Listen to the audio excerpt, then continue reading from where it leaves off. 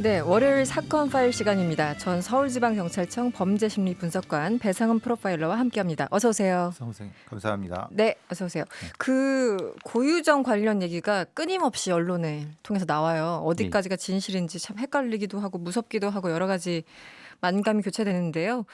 며칠 전에 지금 현 남편이 아무래도 고유정의 내 아들도 살해한 것 같다 이렇게 고소장을 냈어요. 어떤 상황인지 정리 좀 부탁드릴게요. 지금 이제 고희정 씨가 고희정 씨와 고희정 씨의 지금 결혼한 현 남편이 네네. 있습니다. 그분 사이에 이제 그 아이가 3월 2일 날 사망을 하게 됐는데요. 3월. 네. 예. 이 아이는 2014년도 생이라고 합니다. 네네. 예. 근데 원래 이제 결혼을 2017년도에 재혼을 고희정 씨하고 현 남편이 했는데 네. 이 현 남편의 아이죠. 그리고 고희정 씨의 친아이가 또 있고 네, 그러니까 넷이서 따로. 같이 음. 살려고 했었는데 네. 어떤 이유 때문인가 같이 못 살게 됐다가 이제 요번에 이제 올해 초에 같이 살게 되는 먼저 같이 살게 되는 상황인데 네. 그게 이제 2월 28일 날 네. 올라와서 그 아들이. 예. 네. 올라와서 같이 살았는데 한 3일 이틀 지난 3월 2일 날 네. 아이가 사망하게 됐는데 사망한 상황 자체가 좀 상당히 좀 의문이 드는 상황이다. 네. 이게 뭐 처음에 참, 알려진 바로는 지금 고희정 씨 현 남편이 잠을 자는데 뭐 다리에 깔렸다. 뭐 질식사했다 예, 그래서 그러니까 그런 얘기가 거기 있었죠. 근데 그게 오보라고 네네. 예를 들면 그 오보라고 주장하는 거는 현 남편께서 기자회견을 통해서 네네. 주장을 본인은 그렇게 얘기한 적이 없고 경찰의 신문 과정에서 네. 그렇게 나온 거지 네네. 본인이 주장하는 바는 그렇습니다. 본인이 아침 그러니까 저녁에 자고 그러니까 그 전날 밤에 잤는데 아침에 일어나 보니까 네. 아이가 음. 바닥에 엎드려서 사망해 있더라. 네. 침대에서 자기는 자고 있었고 네. 침대에 피가 좀 있었고 아이 얼굴 주변에 피가 좀 있었다고 그러지 않나요? 그러니까 두 군데 얘기를 합니다. 두 군데요? 예, 예. 그러니까 이제 침대 위에도 어. 원형의 피가 있었고 네. 또 이제 밑에도 그러니까 엎드려서 이제 사망한 상태에서도 있었다고 합니다. 그런 상태인데 경찰이 어떤 여러 신문 과정에서 이게 이제 일종의 과실치사를 신문 받는 과정에서 네. 그런 뭐 그걸 인정한 어떤 얘기가 되는 오해가 생겼다라고 네. 하는 상황인 거고 그때 고희정 씨는 그 작은 방에서 다른 방에 있었기 때문에. 있었다라고 있습니다. 그래서 이 상황이 경찰에서는 어쨌든 지금 상황에서 현 남편의 네. 여러 가지 그 일종의 과실치사가 될 수 있는 상황을 놓고 수사 중인이었다가 좀 애매하게 돼서 그냥 네. 그냥 사고사 형태로 정리가 되는 과정인데 정확히 정리된 것도 아닙니다. 네, 그 전 남편이 최근에 뭐 언론과 인터뷰를 한 걸 저도 얼핏 봤습니다만 처음에는 자신을 지목해서 약간 뭔가 문제가 있는 것처럼 경찰이 수사의 방향이 그러니까 네. 그 고유정 씨에 대해서는 전혀 의심 없고 왜냐면 그 한 방에 자고 있었기 때문에 저 의심하는 것 같다 이런 취지 얘기를 했던 것 같고요. 그런데 그 처음에 저희가 보도를 통해서 알려진 바로는 그냥 질식사한 것처럼 해서 그렇게 사건이 처리된 걸로 알려졌었는데 나중에 보니까 피가 있었다라는 거죠. 근데 보통 아이가 옆에서 자다가 피 흘리고 사망한 상태면 경찰은 질식사 말고 다른 걸 의심해 봐야 되는 상황 아닌가요? 그냥 객관적으로 봤을 때. 문제는 이제 그것을 경찰이 판단했다기보다는 국과수의 부검을 맡겼는데 아, 국과수의 부검과 이제 여러 이제 수사관들의 경험상 네. 비구폐색 질식이라고 합니다. 네. 우리가 경부 압박 질식은 목이 졸려서 네네. 사망하는 경우고 입과 코가 막혀서 사망하는 경우 그리고 특히 엎드려서 사망해서 막힌 경우는 이 비강 내에 네네. 그 점막에 출혈이 생길 수 있기 때문에 그래서요. 자연스럽게 피가 흘러나올 수가 있다. 네. 이것이 이제 경찰과 국과수의 주장이고 그러니까 그것만 가지고 타살의 의심점을 삼기는 좀 부족하다라고 하는 거고 네. 그런데 이제 문제는 이 현 남편이 주장하는 바는 그것보다는 양이 많았다. 아, 피해 양이. 피해 양이 많았기 네, 때문에 그럼에도 불구하고 왜 나한테 음. 수사가 집중되느냐라고 네, 네. 하는 부분인 거고 그것 때문에 지금 서로 공방전이 벌어지는 상황입니다. 네. 그럼 고유정은 여기에 대해서 아직 뭐 시인했다거나 언급한 바가 없죠, 아직까지는. 아직까지는 없고 네. 이 청주경찰이 네네. 수사관 청주경찰이 제주도로 가서 음. 이 상황을 이제 수사할 고소가 상황인데 거기에 대한 얘기는 안 나오고 있습니다. 아직 안 예. 나오고 있다. 졸피뎀 얘기가 계속 나옵니다. 이 전 남편을 살해하는데 사용한 것으로 알려진 이 졸피뎀. 이 지금 현 남편 나한테도 쓴 거 아니냐. 왜냐면은 아들이 숨지기 전날 고유정과 차를 마신 다음에 평소와는 달리 굉장히 잠에 깊이 빠져들었다라고 하거든요. 근데 요거는 좀 어떻습니까? 그러니까 본인이 착각일 수도 있는 거고요. 좀 오해일 수도 있는 건데 네네. 본인이 이제 모 언론에 나와서 한 얘기는 그겁니다.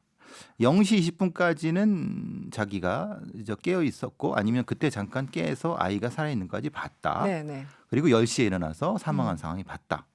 근데 요거는 근데 문제는 이제 졸피뎀이라는 게 굉장히 강한 약물이기 때문에 네.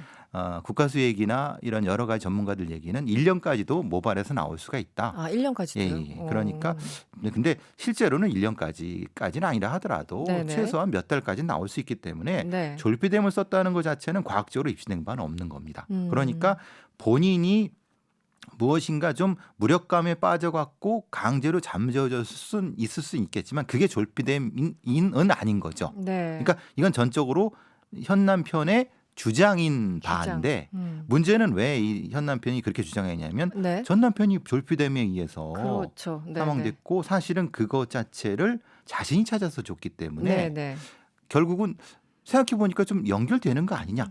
남편 라고 입장에서는 그럴 수 있죠. 충분히 의심할 수 있는 네. 상황인 거죠. 네. 지금 방금 말씀하신 부분은 이 경찰이 고유정을 긴급 체포할 당시 수면제인 졸피뎀을 압수 물품에서 빠뜨렸다. 그래서 현 남편이 그걸 나중에 갖다 줬다. 이 말씀하시는 그렇죠. 거죠. 그게 이제 지금 지금 현 남편이 청주 경찰을 못 믿게 못 되는 믿겠다. 불신하게 되는 여러 가지 상황 중에 중에? 하나로 본인이 제기하고 있는 거고 거기까지는 확인된 겁니다. 네. 그거는 분명히 제주 그러니까 경찰이 초동에. 실수를 한 부분인 건데 네. 그게 이제 사실 그 상황은 제주 경찰의 문제지 않습니까?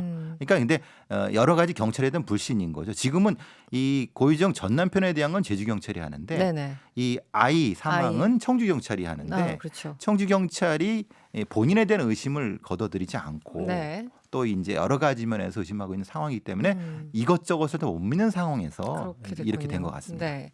심폐소생술도 지금 이 현 남편이 소방관으로 한 네. 10년 일하셨다고요. 본인 주장, 본인 주장은 본인은 아들 그 사망 당시에 심폐소생술을 했다. 했는데 경찰은 없었다. 그러니까 완전히 엇갈리고 있어요. 이거는 그 심폐소생술을 하면은 나중에 했는지 안 했는지 뭐 자국이 남다던가 이런 게 있습니까? 어떻습니까? 그러니까 이제 보통 전문가들도 좀 엇갈리는 부분은 그렇습니다. 네. 국가수는 주장을 하는 바는 CPR은 네. 없었던 것 같다라고 주장하는 바인데 또 일부 전문가들은 아이이기 때문에 그 뼈가 연약하고 네네. 이제 부드럽기 때문에 그렇죠. CPR을 한다 하더라도 부러지지는 않는다. 다만 이 멍이라든가 분명히 네, 멍이 들 네. 수가 있을 수 있는데 있죠. 근데 그거 없는 건 좀 이상하다. 그렇지만은 이거 자체가 CPR을 안 했다고 확정할 수는 없다. 그러니까 좀 애매한 부분인 거죠. 했다 안 했다 양쪽 다 확정할 수 없는. 예, 이게 확언할 수 없는. 왜 그러냐면은 네. 이 아이가 시반이 생겼고 그러면 뭐냐면 죽은 지 꽤 됐다는 겁니다. 말하자면 본인 말대로 그 현 남편 말대로 네. 0시 20분부터 10시 사이에 오히려 네. 0시 쪽에 가까운 때 사망했을 수 있다는 겁니다. 그러면 한참 한 서너 시간 넘게 지났으니까 시반이 형성됐겠죠. 근데 그때는 사실은 CPR을 해도 의미가 없는 겁니다. 이미 네, 네. 죽고 한참 지났는데. 네, 근데 네. 부모된 마음으로 7분 이상을 했다고 하면은 그거를 말하자면 본인은 했고 그 이 사체에는 안 남고 네. 이런 부분이 아마 서로 오해가 생겼을 수도 있다는 생각을 합니다. 7분 정도 했으면 아이 몸에 뭔가 자국이 남았을 것이다. 뭐 이런 생각을 할 수 있는데. 그렇죠. 이게 참- 그러니까 그건 충분히 합리적인 참, 의심인데 네, 애매하네요. 문제는 이제 이 소방관들 그때 당시 출동했던 소방관들 있지 않습니까? 네네. 그러니까 이 현 남편도 소방관이지만 네. 그 119 연락을 받고 출동한 소방관들은 분명히 음. 아버지가 CPR하는 걸 봤다까지는 나왔습니다. 거기까지 나왔군요. 근데 그게 실제로는 아니 사실은 뭐 우리가 그냥 소설을 써도 죽은 아이 갖고 그냥 할 수도 있지 할 않습니까? 수도 말하자면. 있죠. 그 정말 마지막 그 예. 부여잡는 심정으로. 예, 그러니까 네. 이제 그것이 오해가 생겼을 수도 있는 거고, 음. 근데 문제는 이제 이 CPR 문제는 핵심적인 건 아니다. 핵심은 왜냐하면 사실은 뭐 본인의 어떤 도덕적인 것 때문에 그렇게 할 수도 있는 건데 그거 연동되는 건 뭐냐면은 거짓말 탐지기 조사가 거짓 반응이 나왔다는 겁니다. 네, 그랬다고 예, 예. 하더라고요. 네. 그럼 왜 거짓 반응이 나올까? 음. 사실 그게 가장 큰 문제라는 겁니다. 네.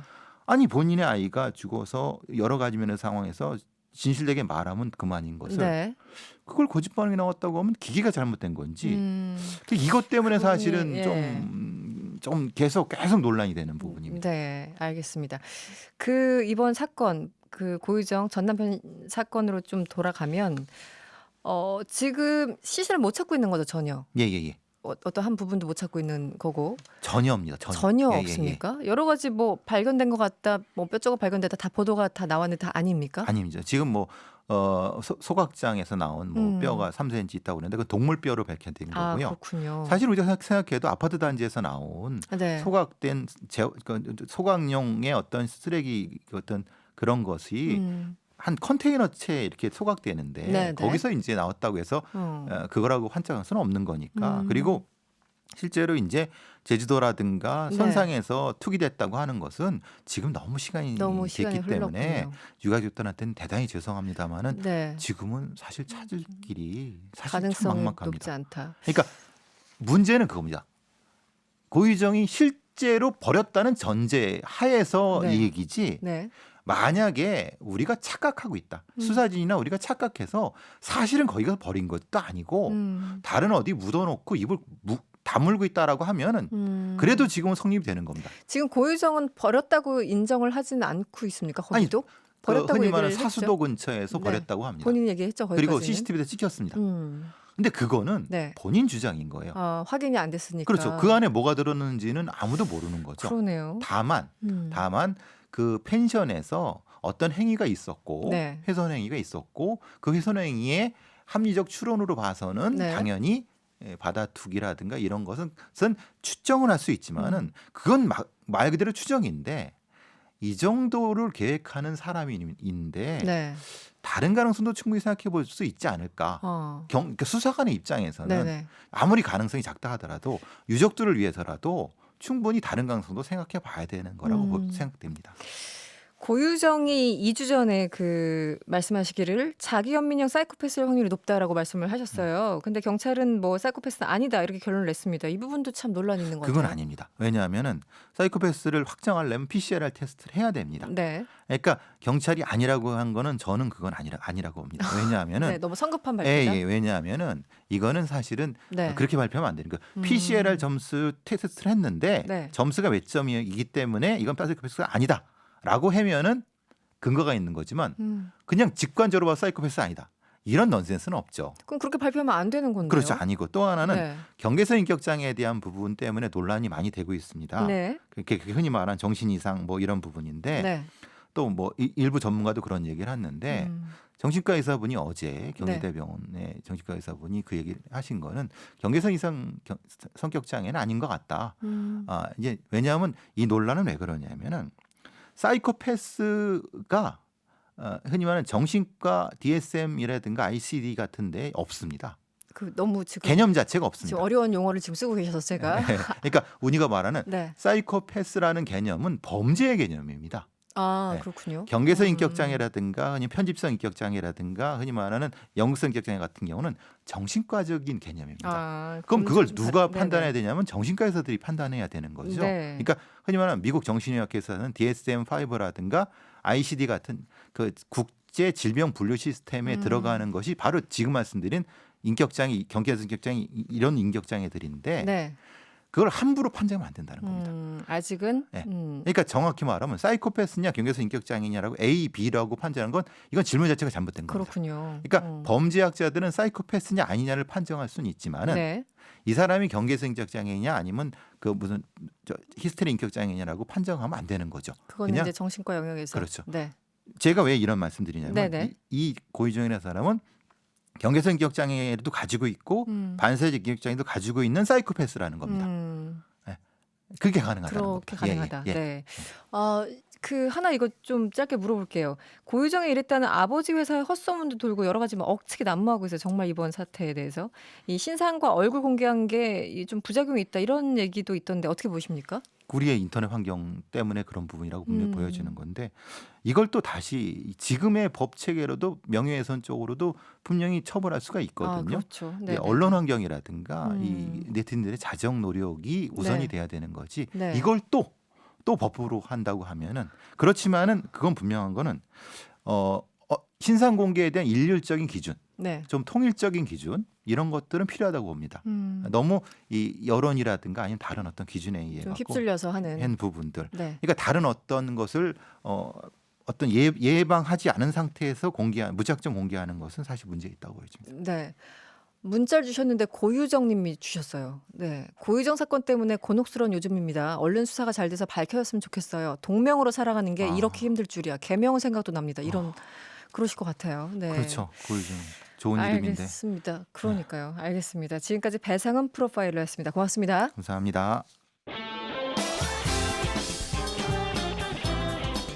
여러분의 퇴근길을 꽉 채워드립니다. 평일 저녁 6시 5분 이승원의 세계는 그리고 우리는